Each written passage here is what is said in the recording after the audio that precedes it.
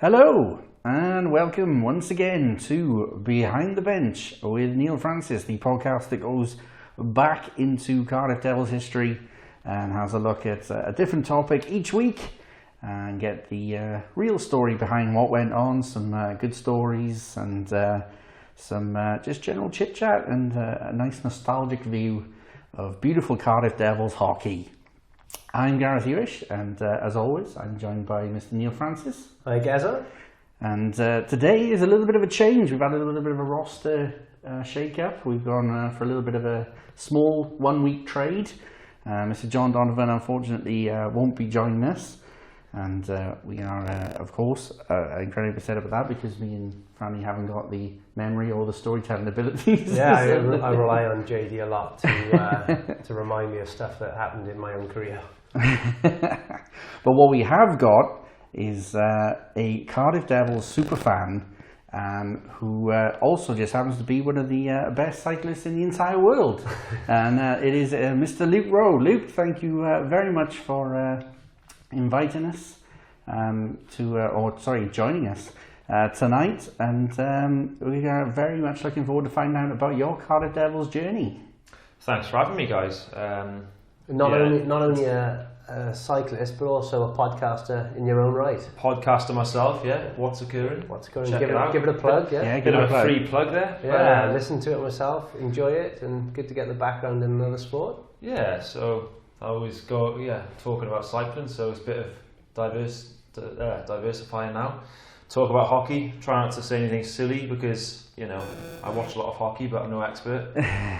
Won't have my stats quite as dialed as John, so got elite prospects in front of me and hoping for the best here. You're sounding like me more and more now. Give us some background on your fandom. When was the first time you found out about the Cardiff Devils? When did you first go to a game? Who was around? Give us some background. So I used to go only to the Sheffield games, and my grandparents used to take us. That was back in the day when they were played out of the stadium in the middle of town there, next to Toys R Us, Wales National Ice Rink. Never seem to get away from Toys R Us. It's always the stadium next to Toys R Us, isn't it? So we used to go on there and just kind of go to 2-3 games a year. And then we were just talking briefly before we started recording here that after that it was 08-09, so the season in the Big Blue Tent. It was when I first started going kind of notoriously and not really missing a match if I was at home or when I was away, getting the live stream. So, and ever since then, I've loved it, and I think it's the type of sport you just fall in love with and follow the Devils notoriously and keep an eye on the NHL stuff as well. But certainly the Cardiff Devils is just seeing where they've gone from year to year and got some characters and a lot of history. Try and keep up to date with it all. But it's just a great sport to watch, and for me, it's in your own little cycling bubble. It's just kind of a way to escape. You can kind of get too cooped up in what you're doing, and it's a nice way to kind of escape all of that and just go watch something different. Yeah. It's interesting you say that the first games you went down to with your grandparents at the Sheffield, because we talked about on the pod, we got an episode on the Sheffield rivalry because it's probably our biggest and oldest rival, if you like, because we were always the kiddies, and then new kids on the block came along, and they had the big shiny new stadium, and they did knock us off our perch. So what were your sort of early memories? What got you kind of interested in the hockey to get excited when grandparents said that we're going down the rink? I think one of the first things was whenever they picked us up, we'd have loads of sweets in the back of it. So we got off to a great start straight away. Standard grandparent.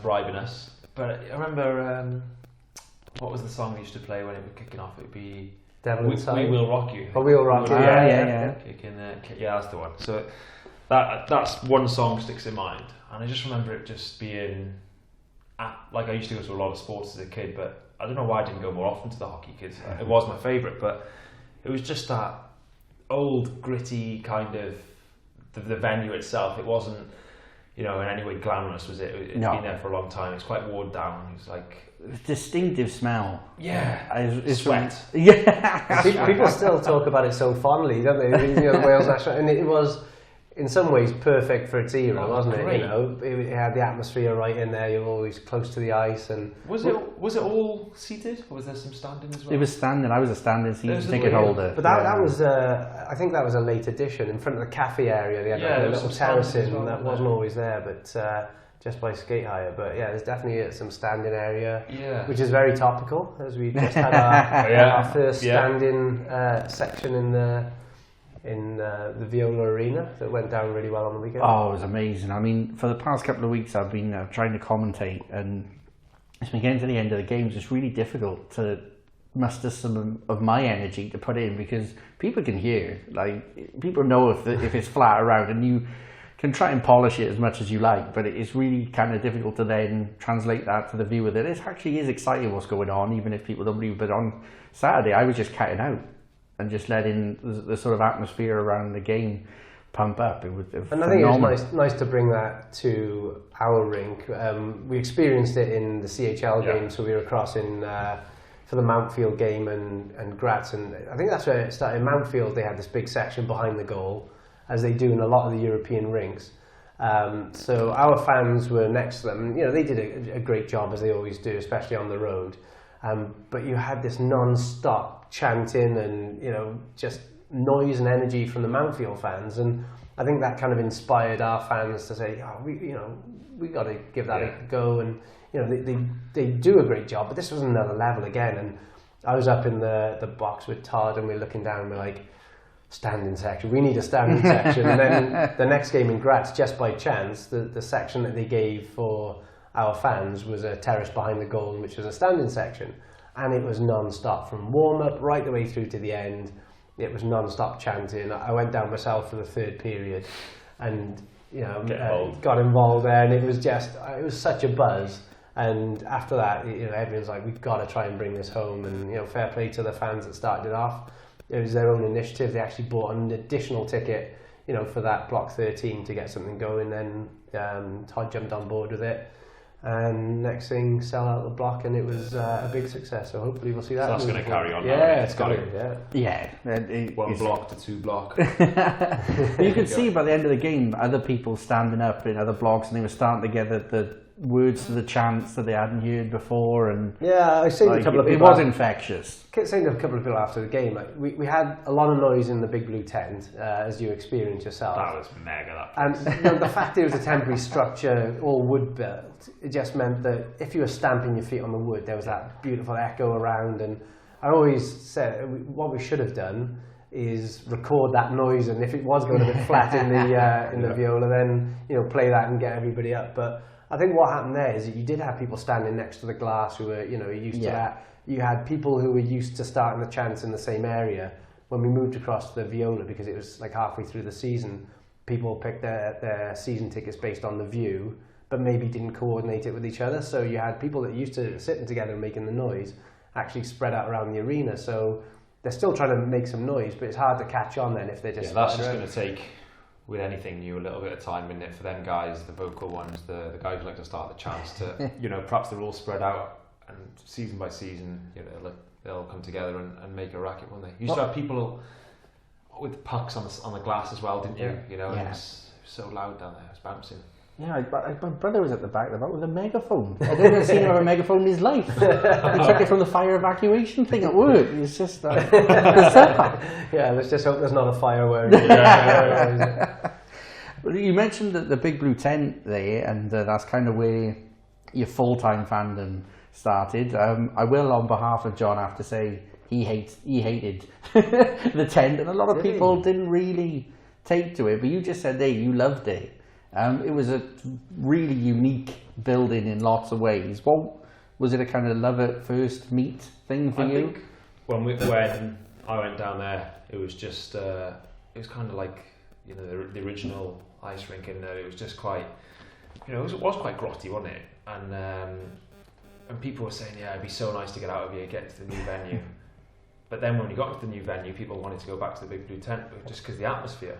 And I think, like we said, that is, you know, it's getting there now, and it is going to take a little bit of time with, you know, the fans distributed. It's a big building, noise doesn't travel as well as it did in the Big Blue tent, and it'll just take a little bit of time. But that, I remember like that season.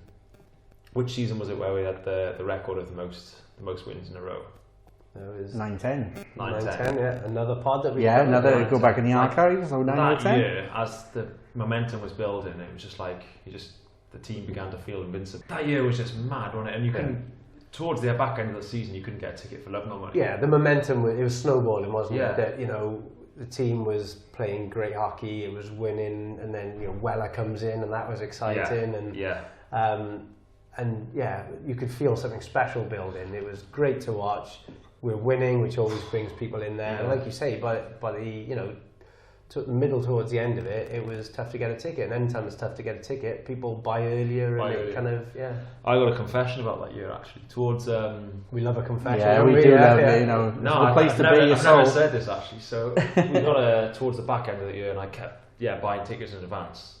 And then one game I thought I was going to be away for. And it turned out I was home, so we thought, right, we'll just get down there really early, try and get a ticket. Queued up, didn't get a ticket, so we thought, oh crap, what are we going to do?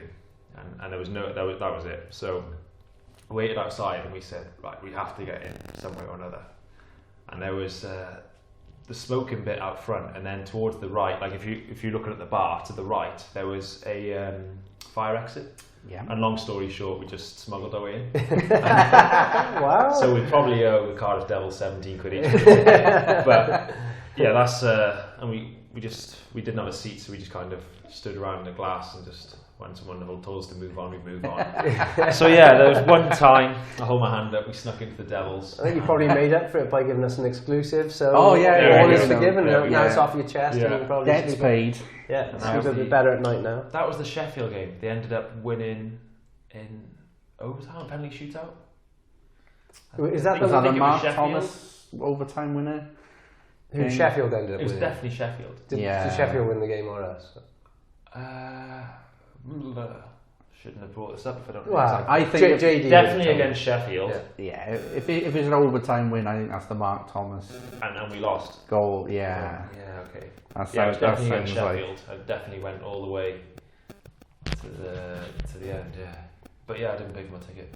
Got it for free on that one. I tried to pay, but it was full. We tried it. We'd have to do a deep dive on the rinks and arenas, aren't we? But that big blue tent for me, it was the sound of the impact, mainly from Voth. God bless him. But just because those boards used to shake as well. Yeah. When you hit those, there was. I think it's like you're in a movie. Then, like you hear that like sort of surround sound impact, and you think like, who's on the opposite end of that? They even had two people, didn't they, behind the Zamboni entrance, which like it was their job to hold the other side of the door. Wasn't it? So like if there was a hit against the door, it was like these two guys just had to brace themselves against the door to stop it flying open. It was just that type of rough and ready. Yeah, and as the years went on, so that rink was originally designed for, they said 3 years, but it'll last up to 5 years just to give you a bit of contingency. And we were there 10 years. Yeah. And what had happened, where they hadn't put in, I'm not a sort of an expert on this, but whatever should have gone in the ground to kind of protect you from the frost and all stuff like that, and destabilising the ground, where they hadn't put that in correctly, you can imagine the cold coming off the pad sort of freezing and then melting, and it was destabilising the foundations. So the boards actually started spreading outwards and leaning towards, so rather than being straight up at 90 degrees to the ice and being true, every year that was going by, they were leaning, getting wider and wider. Yeah, that's great. Yeah, it was the rinks. It was the rink that we loved as a team. I mean, as grotty as it was, and the change rooms weren't the best, and we grew to love it because we knew it gave us a bit of an advantage playing there, and other teams hated it. And I always remember seeing teams walk in, especially if they had new players and players that had played, because the league at that stage was starting to get to a better standard. So you're attracting guys that played in the NHL and the top leagues. And I remember seeing, who's the guy that played for, I think it was Nottingham, and then he went on to play for Belfast.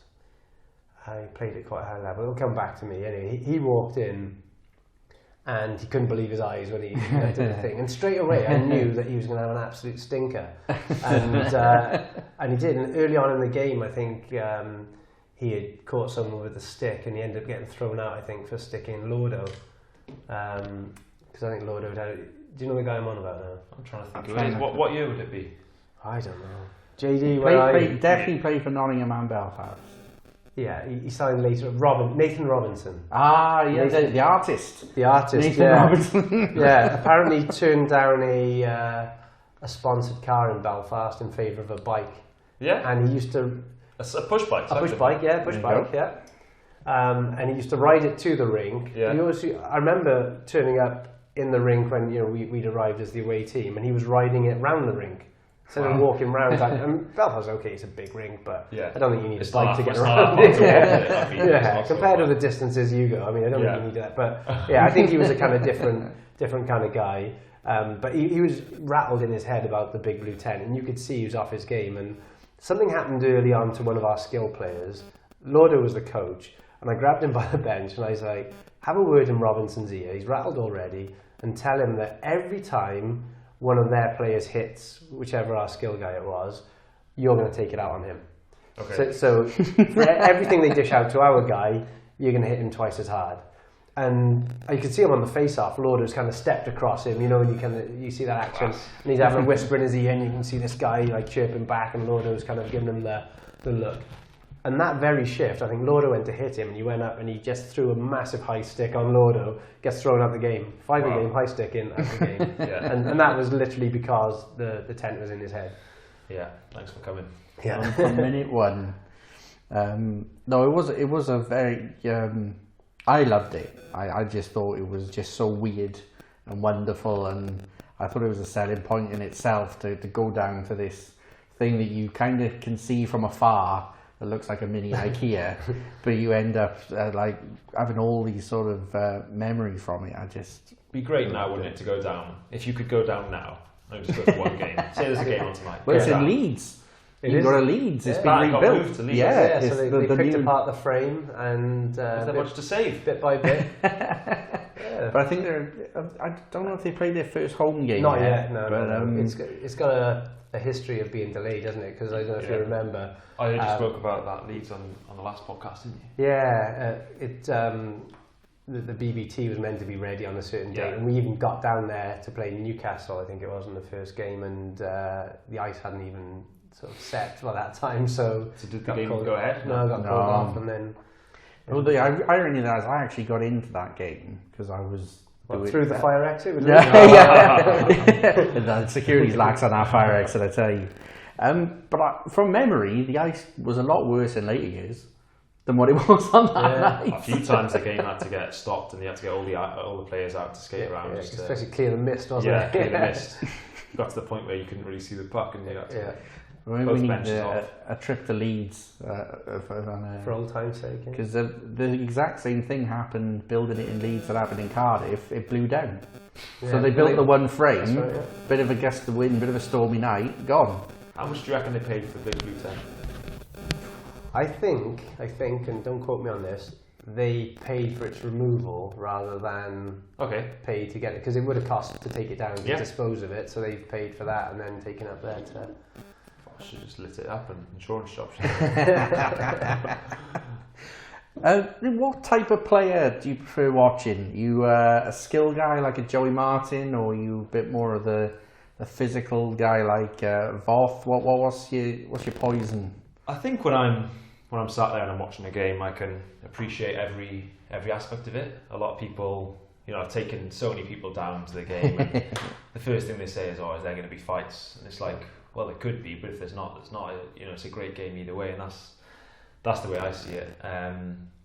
But I think I would tend to lean towards the player with a bit of an edge. It's just a bit more exciting from my point of view, and if you're sat in the stand, it's you want to see a few hits going in, and the occasional fight is it's what the fans love in it essentially. Any particular guys over the years that have been favourites? I think there's a few. I think this one standout player, and you mentioned him earlier, would be Weller. He was just, because he was the full package, wasn't he? Even on that small ice pad in the big blue tent, he just seemed to just have an extra second than everyone else. And then that moment, that clip where he played Nottingham and is it Lepine comes in? Nielsen, Corey Nielsen. That was it. Yeah. And Nielsen tries to make the hit on him, doesn't he? And he kind of just stands him up and he just dips a shoulder, bang, and then helmet comes off and everything. It couldn't have been better, could it? He just nails, isn't he? He had that intimidation factor without having to actually fight. Yeah, he never fought with us, which is a kind of disappointment. There's two things I disappointed at. That we never saw Weller fight, and we never saw Bissonnette fight. No. Both those guys, I mean, that would have been immense, but they didn't have any takers, really. No. And I've seen them both offer someone out. They did both offer someone out at some point. I was lucky enough to watch. Yeah, I've seen Biz play and Weller, but I'd say another one would be Burbrier. Yeah, I could go on all day, can you? Yeah, we haven't really talked about Max much. No, really. Yeah, we haven't really gone that era, but probably not a better open ice hitter that's played for the Devils than Max. Exactly. Because it wasn't the big hits against the boards that maybe Voth had the edge on him before that. Yeah. It was those open ice where you just clean somebody out, and he just had that down to a T. You could guarantee one a night, couldn't you? One night, just a flattener of a hit. And who's that guy? He pretty much ended someone's season, didn't he? The guy from Coventry with a beard, short guy. Jeremy Domish. Yes. Yeah. Who he was actually friends with. Or wasn't it even in like a pre-season game or something? Yeah, it was a pre-season game against a guy that you're friends with, and he literally killed him. Yeah, he had his head down, and that was it. Was it season or career or? Pretty much. I think. I was at that game, and he was. I don't think he was ever the same. No. So them two and. Yeah, I could go on like Hendricks. Yeah, with his big ass, amazing. Yeah, hip checks. The hip checks when he first came over. I think when he flattened Westgarth. Yeah, that hit was immense, wasn't it? Oh, yeah. Again, the big blue tent boards. The boards, because it gave you. It wasn't just the hit. You hear the thud from the hit. Then you have the thud against the boards, and then you see the boards vibrating everywhere. Yeah. But Hendricks was perfect for that first year because we were obviously trying to reinvent the team after all the shenanigans that went on the year before, and I think we had a Tough Guys episode as well, and I said that Hendricks, I think massive shout out to him for what he did in sort of getting an identity back for the Devils, and you could just see it. You could just see Hendricks turn backwards, that couple of little shuffles, and the big blue tent's not very wide, and there's players that thought maybe it's a little bit wider, and they thought they could get through, and he had that timing perfect, didn't he, and just. And then it got to the point where they were skating down the wing, and that was the right play to make. Yeah. And they just dump it. Get rid of it. Yeah. I'm not going down there.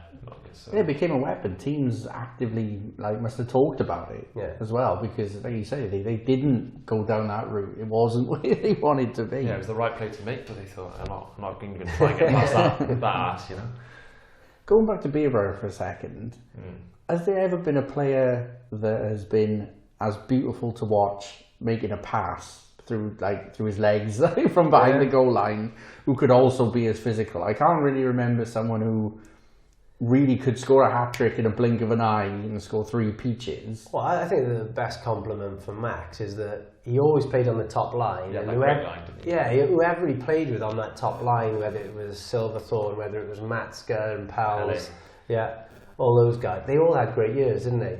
And sometimes, he didn't get the true credit that he deserved, but, he did a lot of the dirty work for them, didn't he? He'd go in the corners, he's very strong and a great passer of the puck, but then, if you put him in front of the goal as well, he's deadly as well. So just a full package,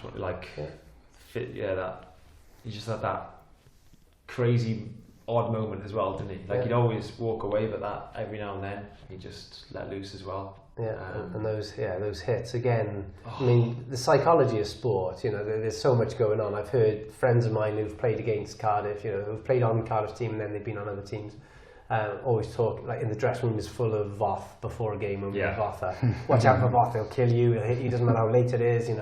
All that kind of thing. Well, if that's happening in the dressing room before the game, that's as good as a couple of goals, isn't it? Yeah. And again, Max cleaned out so many players, and not just kind of guys that maybe were not so good players who didn't have their head up. These were quality players. I remember him hitting Joey Talbot, who was, he was one of my favourite players from the other teams, for Sheffield. He was gritty guy himself, great goal scorer, and Max absolutely destroyed him, didn't he? And in February he even went to the press in Sheffield and said, clean me. Yeah, Clean nothing me. wrong with that, Yeah, I can't even like make anything up to try and incriminate him. He cleaned my clock, and I will not be going anywhere near him again.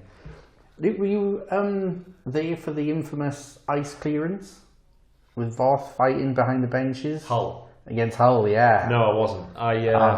My brother was there. My brother was there, and he took his now wife, and it was her first ever game of ice hockey in her life. So he took her down. He said, "Right, watch this." And as it was happening, she burst into tears. She said it was absolutely madness, and she burst into tears. But she still goes from time to time. But no, I wasn't there. I was with Hull. With that's where Max was over this back in the bench. Was it Knight? Adam Knight was the guy who was fighting. Yeah, because he went and Votha was in the bin. Yeah, he was already in the bin. And Tyler Michelle. Another great player who had that grit and finished all his hits and had high-end skill and everything. He was like Knight took an exception to him, didn't he? And he just caught him off the puck and he just started raining. He just jumped in, didn't he, in the game? And he just started raining down punches, and then Votha comes steaming out of the penalty box, and and then it all kicks off, doesn't it? And then they both get kicked out, and then meet behind the bench and have a rumble. So not many people actually saw the fight, but it was amazing. Well, you were on the bench. I was on the bench because we were all hanging over, just absolutely loving it because Votha was doing the job. You know? So what are you saying there? Well, like yelling at Votha, hammering. Well, I suppose once they've started, you haven't got any other option, have you? Yeah, and I don't know if people know this, but the one person that did go in to try and stop it was Terry Phillips, of the journalist for South Wales Echo and covered Devils for many years. You can see him pull on the shirt as Voth goes past, like, Terry, I've seen you, man. You know? It's a brave man. Yeah. Just let him go at it. Yeah. But that was probably one of the top 5 iconic moments in that building. Well, I got some coverage in there, on the Wales, in the websites. And he always used to be at the beginning of the season. That was like the first game of that year. Yeah. And then the next year is when Andrew Sharp. We're talking again offline about Wes Jarvis, because he was he was there the first year that you went back to watching. And he was a big unit and quite a quiet guy, but then when he went, he had that kind of toughness. I think he was there in 8-9 playing alongside Voth, but the year before when he was playing for Basingstoke, he'd fought Voth. That's right, or Voth had fought him, I think. Yeah. I don't know Jarvis, I'm looking for it, but fair one. And because he was quiet, sometimes you get the tall guys. If a tall guy isn't tough, I think it works against your team because people can bully them a little bit. And it looks great, It's something I tried to do when I was playing because I was very limited skill. How can I get my team going? Well, if there's a guy I know that's kind of 6'3", 6'4", not particularly tough, if I go and throw a hit on him and put him down, then my team is loving it. He's not going to retaliate. So. Yeah, so my team's loving it. So I always used to try and do that as an advantage. And Jarvis was quite quiet, so you just didn't think he had that in him. And he had that fight with Votha. But it was that next year, the one we're talking about here, where Andrew Sharp had just. I'm trying to think. Was it when Voth threw that hit at Randy Dagenet? No, was that the year? No, Voth got banned for that, and it hit in the slash or something like that. But something happened with Sharp. I mean, Sharp was there for one reason. It wasn't to play, was it? It was to stir things up, and he started on somebody, and Jarvie had just gone in there and absolutely fed him his lunch, didn't he? That's great, isn't it? Yeah. So Hardwick involved in all that as well? I think Hardwick beat up on a couple of people as well, because he was again a quiet guy, big unit. Doug McIver. Doug McIver again, He was pretty tough. Yeah. He was a big solid dude. That era. Yeah. Definitely. He had a good scrap in. It was like the first 2 seconds of the game. I can't remember who it was against, but they maybe Bobby Robbins. Oh yeah. Or maybe fought Robbins in Belfast, but he had a scrap with somebody, a known heavyweight, and his shirt ripped off as he was doing it. And you meant to have your fight strap tied down, and this had come off, and they carried on fighting. And the next thing, he was thrown out for not having his fight strap done. So he literally played 2 seconds, and off he went. Did you ever speak to about hockey to other people, pro sportsmen? Did they find it a bit strange that there's this sort of element of the game which you don't really get in any other sort of code anyway. You know, there's a lot of respect in a lot of sports, and I guess it's hard to explain to some people why it's okay. Yeah, I spoke to certainly the British guys. They don't, not many of them are so much into ice hockey, but like one of my mates is Austrian. He goes to the hockey league over there. One of my mates is Swedish. He's mad for it. Member of actually one of the directors in our team is Norwegian. He plays a little himself. Nice. So there's, you know, them guys obviously get it, but when you speak to the guys and you speak about the hockey, it's the first thing they say is, oh yeah, they can fight, they always fight. You know, they probably watched the Goon movie or something, and that's what it's like. But it seems, and like I said before, as soon as you take someone to a game, it's the first thing they want to know, and the fighting and the physicality. But yeah, I would just say, yeah, there could be, there couldn't be, but essentially either way, it's a physical sport, it's a physical game. Even if the end result isn't, you know, two guys dropping their gloves and beating the shit out of each other, is still, you know, you still see big hits, and you still see that, you know, physical approach to the game, which, you know, I love seeing a good hit, someone getting laid out as much as a good fight. You know, it's I think both can get the team going and the fans in an equally good way. It doesn't have to end up in a fight, and that's what I say to them. But of course, if they go to the hockey game for the first time, they just I just want to see a fight. I just want to see a fight. Yeah, especially if you're not into it already, you want to go see, because I mean, it is a different game, isn't it? Yeah. There's not many sports that you can get away with having a fight and you get 5 minutes and they're back on. Yeah, no, Aussie rules football is a couple of but nothing to the extent that. So it is kind of, it's an eye opener, isn't it? Though, when people see a big, you know, the big hit first of all, because you know some of the contact is massive, and you know people cheer and there's no penalties or whatever on it, and then when it comes to a fight, they're like, "What? They just let them fight?" Like, and when does it start? Well, someone hits the floor and they start. That is a bit different. But what happens? They go off for 5 minutes, then they can do it again, and then they come back on. Yeah. You did bring some of the boys down, didn't you, recently? Was it last year or year before? Yeah. Well, yeah, if anyone's in town, I just try and get them down. I think, brought Cav down, Pete Kenner, I've brought loads of people down over the years. Yeah. Always try and get involved. And they loved it. Cav was like, this is mental. He loved it. It's just something completely different. There's no other sport like it, and I think there's never a dull moment, even if it's a quiet shift. Yeah. There's always something going on. There's always something to watch. The bench, you know, two guys having a bit of conflict, or the speed, or the passing. It's always, you know, you can watch a game of football or rugby, and you know, I love football and rugby, but you know, you do get boring games, dull games where you walk away and you go, oh yeah, that's pretty average, wasn't it? Yeah. But you never really go to a game of hockey and walk away and go, well, that wasn't very exciting, was it? There's always something. It's funny when you do see a game that you think is quite uneventful, and then you might hear some people talk about it or read some tweets about it, and they're like, I went to my first ice hockey game, it was amazing. Yeah. I mean, it's normally when we lose, because when you lose, you always have a kind of negative view, we didn't play so well, or that was a nothing game, or they tried to play really negative, cancelled us out.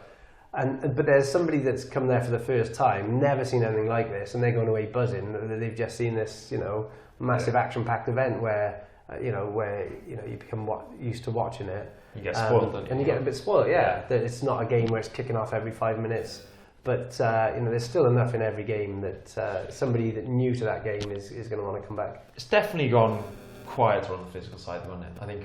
Yeah. I mean, you know better than I do. Obviously, from the NHL, then it filters down, right? Like. Yeah, it's. I mean, the game's getting faster. Yeah. It's getting a bit smaller. North American style was always to have the enforcers and big guy. A typical North American player would be 6'3" and 220 pounds, and now the skill guys are getting the credit. And I know there was, I can't remember what team it is. I don't follow the NHL close enough, but they did analysis of everything in sports now, isn't it? And they used to be that you have your top two scoring lines, then you have a third line that's like kind of a hybrid, and then your fourth line was always your physical line with all the grinders and all the the tough guys. And they decided one year, well, they'd run a lot of analysis and said that the amount of possession you get if you've got a skilled line out there against if you've got a grinding line out there, you should always win the game if you've got the skilled guys out there. So they dropped their fourth line. and they brought another skill line. So you had skill 1, 2, 3, 4, who always had possession, really quick skaters, and they might have won the Stanley Cup that year. I mean, should give a clue on who it was, but I don't know it well enough. But so then what happens? Everybody looks at what they did, and they're like, oh, they didn't have any tough guys on their team. The talk of the pre-season was this team's going to get killed because they got no one there to back them up. But nobody could touch them because they had wave after wave after wave of skill guys going on. They end up winning the whole thing. So what happens? Everybody copies them. They drop the tough guys out, and that's when you saw the sort of influx coming across here. Guys like McGrattan, who could no longer get a job in the NHL, and obviously we had Bordy, Westgarth came over. All those guys then were struggling to get jobs in the NHL, so they're looking for somewhere else to play their game. Interesting. And all three of those guys kind of got appreciated over here, didn't they? It wasn't that they were seen as relics as such. I mean, like McGrattan was playing tons of words, and Bordelot was very, well liked here as well. And it's just. I think for those guys, you've been in a league where you know your only job is to fight. Yeah. If you get the puck and you try to do anything else other than chip it past a guy and chip it in the corner and go and run, you're going to get sat down. Yeah. Because those coaches in the NHL are going, that's not what you're there for. Don't even try and go above your station. So that's all they could do, and that must be frustrating when you probably know you've got a lot more to give, because let's be honest, that these guys are super, super, super tough, but the reason they've made it to the NHL is because they can play as well. Yeah. Where there's guys that are super, super, super tough that play in the Quebec LNAH League that are as tough, but they're nowhere near the skaters that these guys are. They're nowhere near the skill that these guys are. So, to get to that level, they've scored a hatful of points at junior. They've been one of the best junior players on their team. They've made it through the minors, and they've hit jackpot in the NHL because they've got that kind of background, but they can also fight. So I think there also always comes a part of their career where they actually want to give a little bit more to the game than just dropping the gloves. And it is mentally tough knowing that you're going to go out there and get into a fight every night.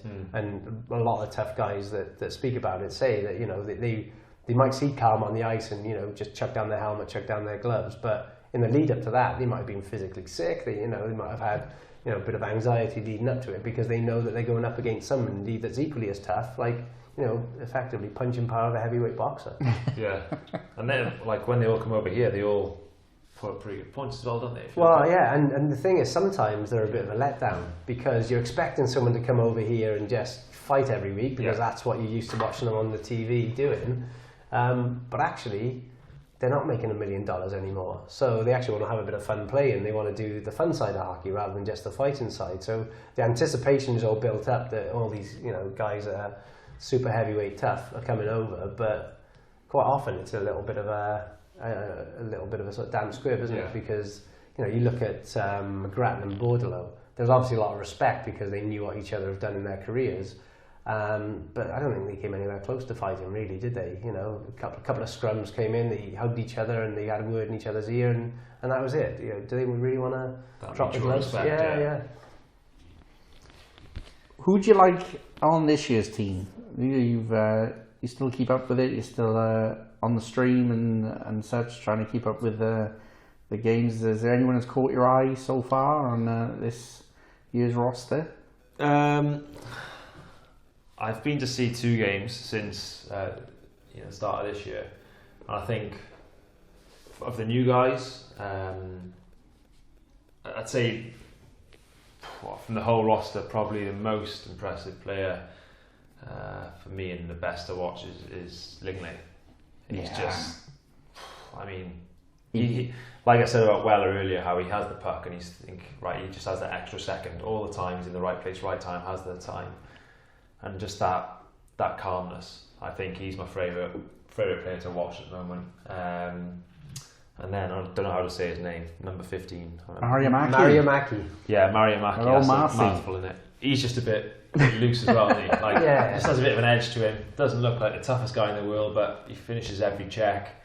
You can see he kind of pisses people off a bit. He gets under their skin, which is nice. I think you need that, don't you? Just to kind of edge, just to break the norm. Yeah. And sometimes I think we're a very disciplined side, and the way that we play is disciplined. It's done us really well. But I think sometimes you just need that little game changer to get under the skin, and we saw it in the first game that he played. Yeah. In the Viola, it was 20 odd seconds in where he made a huge hit, and the guy took exception to him, chased him around the ice, and ended up cross-checking him in the head, I think. Yeah. And it got a reaction. Yeah. And he's a guy that I think would be horrible to play against because he's not a small guy. I mean, he's 6'3". He's the Finnish guys are generally very, very well built and good skaters, so he's got the balance to go with it and everything. And he saw on the weekend that we weren't playing very well, and he threw a monster hit, and trying to get the guys going. I think having that little bit, like you say, that little bit of an edge is really important. So he offers us something a bit different. Yeah, it's nice, like just as someone who sits in the stand and watch, just to see, that one guy will always finish a hit. Maybe if it's not, he won't always try and kill a guy. He'll always, land something on him, and it's still nice to see that bit of physicality. And a guy like him, I don't think you'll see him fighting or anything like that, but just to rub guys up the wrong way, and if he draw a penalty, it's only going to benefit the team as well. So I think he's one of the best guys to watch. Yeah, last night in Sheffield, the puck went into the corner and he just Superman dived. It's pretty much he ended up sort of over the top of the defender. The puck comes loose. Bat shoots, rebound, Haddad scores. Yeah. And that play doesn't happen unless he just totally... at the time I watched, I thought I was looking for the hand up. He just dived from nowhere. But, he's seen that the play was there to be made, and we take the lead. Maybe we don't win that game if he doesn't go those extra couple of steps to make sure he makes It's nice that. to have that bit of unpredictability, isn't it? Yeah. I think that in a very similar vein, last couple of years, we talked about him off as well. Stephen Dixon has become a sort of fan favourite because he's that sort of road warrior, grizzled, bearded. Old school. That's what Dixon is. He's old school, isn't he? Yeah, it was funny listening to that podcast with we talked before with Biz and him.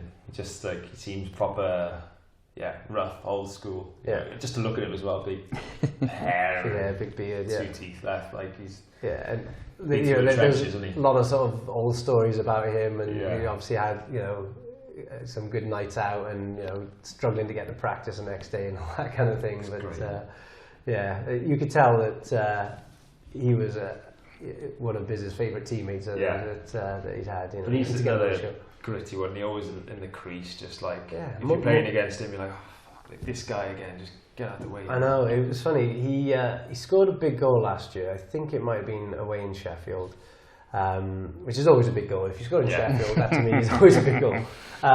But I jokingly put a tweet out, and I had the painted crease of a goal, and I superimposed pucks all over the crease of the goal, and I said, this is Stephen Dixon's actual shot map for all his goals, because he's always in the dirty areas, getting the tip-ins or jamming in a rebound or something like that. So I put down whatever it was, 20-25 pucks in there, and this is his actual heat map. And the guy that does the stats for the Devils private messaged me, and he goes, do you know what's funny? This is his actual heat map of his shots, and it was almost identical to what I'd drawn in there as a joke, because he literally goes to those dirty areas. He doesn't care how many D-men are there or who he's got to get through to get there, but he gets there in his own way, and it pays rewards. Guys you need. Yep. Yeah. You talked about being a bit of a road warrior, a bit of an away junkie. Away games? Have you been to a few, or what are your thoughts? Favourite away rinks? I think the favourite, not only the rink, not only the hockey, but the trip was the Belfast doubleheader. Nice. Did that, a good few years ago now. The Andrew Conboy was playing. So he got chucked out on the first night. Yeah. That sounds like Conboy. Gouging or something. I gouge, yeah. So we got chucked out, and I think Keith wanted to kill him the second night, and he wasn't there. But we had I think 5-6 of us went. Big bend for a weekend like everyone does, and that was I mean, obviously it's a great venue in it, the Odyssey, and at that time that was like big rivalry with Lloyd and Keith, and we had a pretty solid team there, and Conboy, like I just said, and then I've been to Sheffield as well. There was a doubleheader in Sheffield. Went there. Best place to win, worst place to lose for me. Sheffield. Yeah. Yeah, there's nothing quite like winning there, and I just feel empty. I think both times I've been on 2 double headers. We won one, lost one. So take that. Yeah, we take that. Take that. Been to Manchester. Old or new? Old. The big 9X Manchester Manchester Phoenix. Was it Manchester Phoenix originally? Manchester Storm. Manchester Storm. They were Storm, then they went to Phoenix, and now they're back at Storm. That was in the Voth era. I went to quite a few games then because I spent a few years living in Manchester. Okay. When I was cycling on the under-23 team, so now and then I could drive the boys to the games. So I've seen quite a few games in Manchester, which is, I guess that's a pretty similar stadium to Big Blue Tent, really. So that is we're talking Phoenix, Altrincham, so it is Phoenix, yeah. So we're talking before there was that. They had a 16,000 seater stadium right in the middle of town. The one they've still got for the concerts and that. No, Altrincham. So that's so that's where Manchester Storm were born. But then they moved out to it's a carbon copy of the BBT in Altrincham. And that was the Manchester Phoenix until a few years ago. Yeah, so that's what I went. Yeah, pretty similar rink and atmosphere, and it's good. There's not as many fans.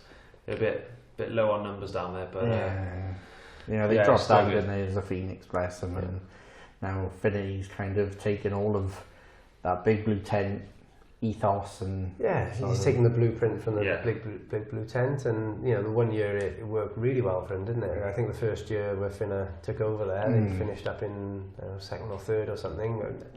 These guys are competing on a fraction of the budget of the top teams, including ourselves now, on a fraction. So for them to even take points off the big guys and let alone finishing in the top half of the table is a massive achievement, and didn't go so well last year. I think they had a bit of bad luck with some injuries and stuff, but I speak to Finna quite a bit, and he's happy with his team this year. He's started quite well, hasn't he? Yeah, he said loads of good guys. They've got a lot of Canadian university guys who tend to be very well coached and very well drilled, and will go out and do what you ask them to do.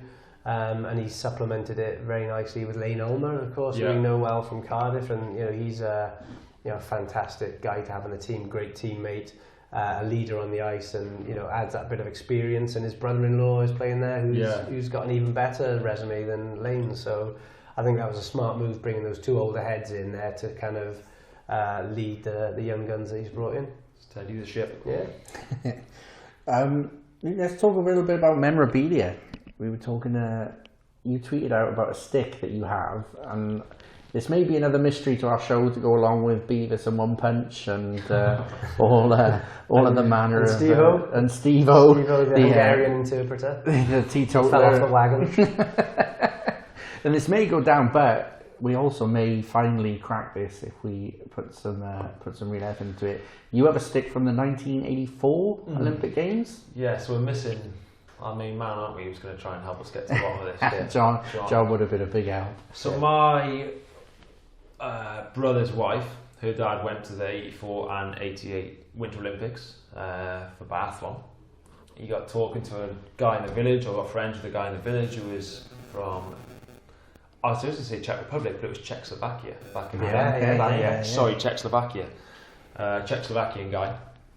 Ended up swapping something, and off him he got a stick, which we got here, and a puck. And I tried to work out where, try and put a name to whose it was, and I spent a while trying to look on elite prospects and asking a few people, but it's still a mystery. So I showed you two guys, we're none the wiser.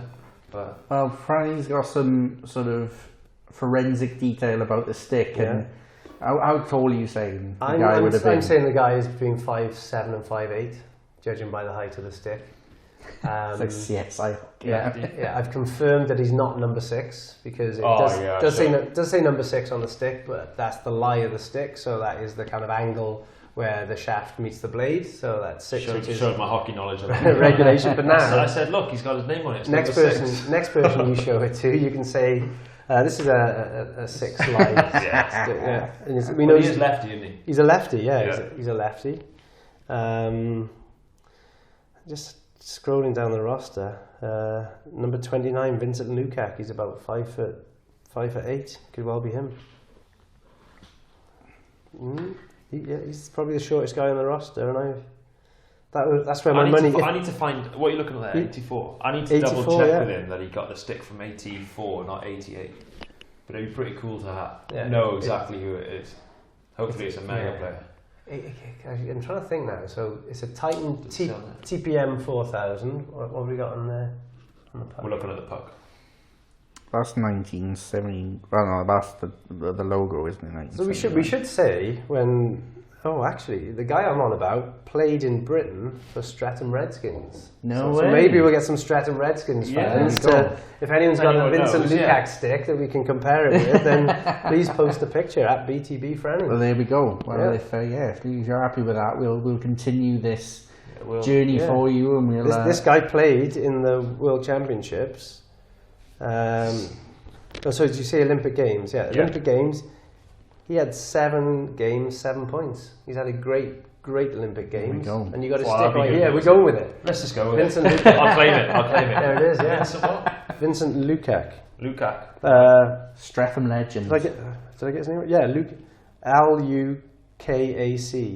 Lukac, I'll go with that. Vincent Lukac. Yeah, he's now 65. I'm going to ask Danny's old man what exactly... Because he went to 84 and 88 Olympics, so we need to check which one he got the stick from. I think it was 84, but I'll have to double check. Yeah. I'm trying to think. You'd be devastated if it's 88 now, wouldn't you? Oh, he probably played in 88, Vincent. He's had a great Olympic Games. Yeah. You've got to bring him back, surely, haven't they? I don't know whether the Streatham move took him out of contention. Yeah, maybe. Well, if he played for Streatham, then he would have spoken English, so that maybe that was where the connection come from as well. Oh, there we go. So it all makes sense. Even better. Yeah, he was nowhere near the Olympic Games team in 88. So, so if it was 88. He played for Fife Flyers as well, this guy, and he put up serious numbers. 161 points for Fife Flyers in 34 games. In what league? In the BHL, so it was the top league at the time, yeah. What year was that? Heineken League. That was 88, 64 points. 88, 89, yeah. Your imports back then, the league wasn't, so it was 3 imports as opposed to the 14 we have now. The goaltending wasn't as anywhere near it is now. And if you didn't have, I think we sacked guys who had less than sort of 4 or 5 points a game. If you came as an import and you didn't put up 4 or 5 points a game, then you wouldn't cut the mustard for half an hour. Yeah, well they would play 2 lines. So we play 4 lines now. So they play 2 lines. You'd have maybe a couple of kids as your backup, and then they'd go out there and they'd get their. You know, the games were, I don't know, 12-6 was like a kind of average score. So I was watching commentary in Manchester last night, and I was like 6-4 or 7-5 or something like that. And I was like, I thought I got my money's worth goals per game ratio on that. But so now we need to find Vincent Lukac.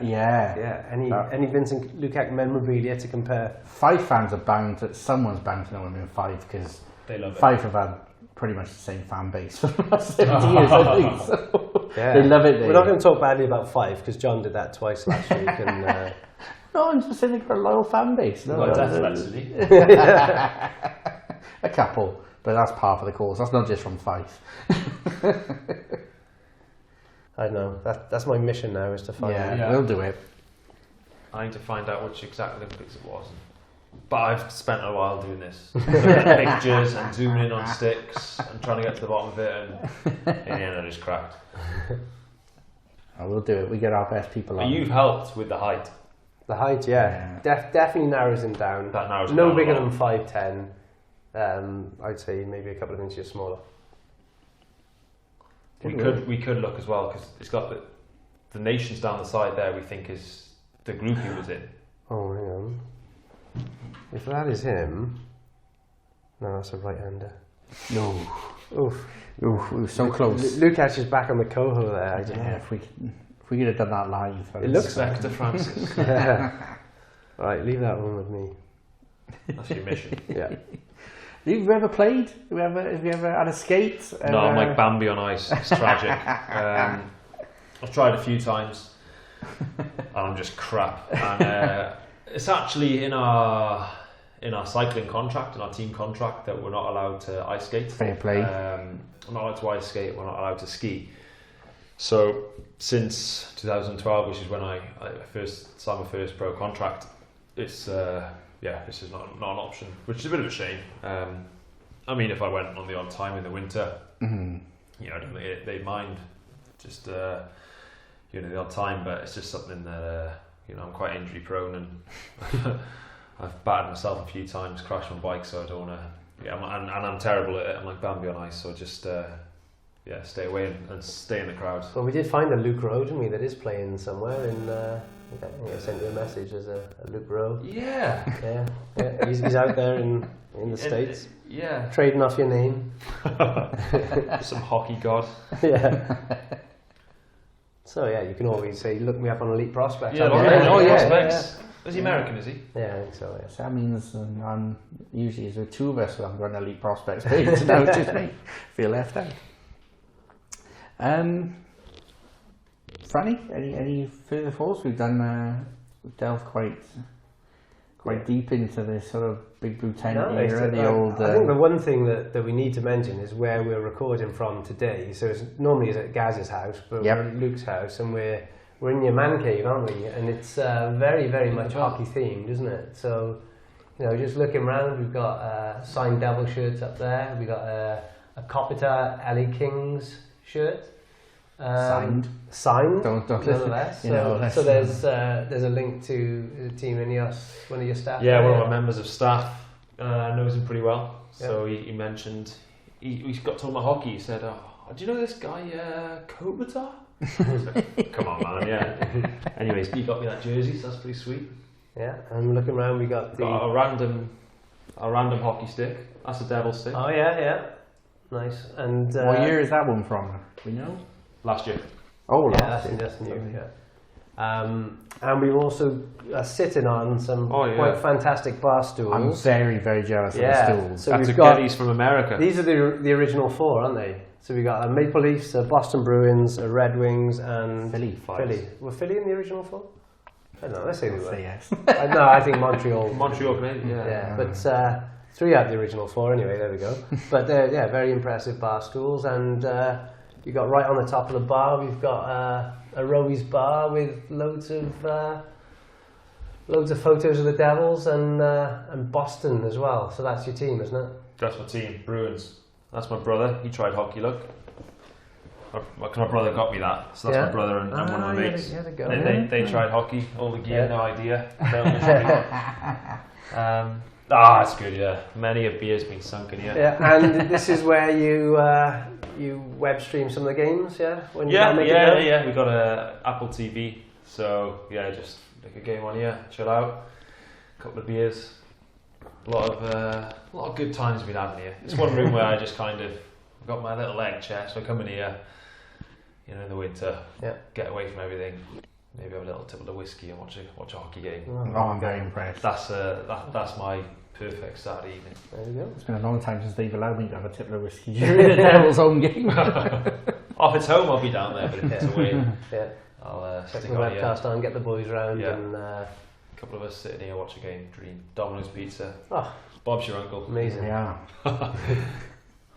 Right, Luke, thank you ever so much for allowing us to come into the man cave and for giving us an insight into why you love the Devils so much. It's been really fantastic to be our first guest. We've been we've been threatening for so long. Pop the cherry. To get a guest on. And you've been fantastic. So hopefully see you at the rink. When do you think you're going to get to a game? Not for a while now. Go away probably around Christmas time. I go away for 2-3 months now. So be racking up a bill on watching them online. So I won't be down for a while. Well, we'd be delighted to have you back, and we'll get you back on the podcast as well later on. Maybe we'll do a little mid-season review or end-of-season review or something, and we'll see if we can find out who stick that is as well. We'll get it. That's the challenge for this. Take some photos and get out of there, don't we? Someone somewhere knows. It's cracking me, so we'll do it. Franny, any closing words from yourself? No, that's been good. I mean, we've chatted. It's always good to get another sports person's insight into it, and I've chatted to Luke at games, and you have got a lot of knowledge of what's going on, and you can tell that you've watched a lot of games, and you pick up and you appreciate the finer things of the games that maybe the average spectator doesn't. So you definitely pick up, and you got a good eye for the game. Oh, thanks, mate. Oh, and of course, you need a scout. Let's get some plugs in for your podcast as well. And, yeah, What's Occurring? Check it out. Me and fellow Welshman Garrett Thomas started it a couple of months ago. So yeah, check it out. It's a bit rough around the edges, but no, I like you picked your dream team, didn't you? I enjoyed that one. Yeah, we did something similar. You got a similar thing. We did, one. Picking from guys that hadn't played for our team. Who would we like to sign? But you did something similar on there in terms of your. I still don't fully understand the roles in cycling, but always trying to learn and picking things up from what's occurring. So yeah, it's good to get that bouncing off each other. Yeah, exactly. Yeah. At least they couldn't pick Dan Tessier to annoy you. Yeah. It's not going to any dream team. Doesn't matter how many points he's got. Right, brilliant. Thanks Thank you me, ever guys. so much. That was excellent, and like I said, we'll get you back on at some point when you're a little less busy. And best of luck to yourself when you're going off now, and in your expertise. And we've been behind the bench with Neil Francis. Thank you very much, Neil.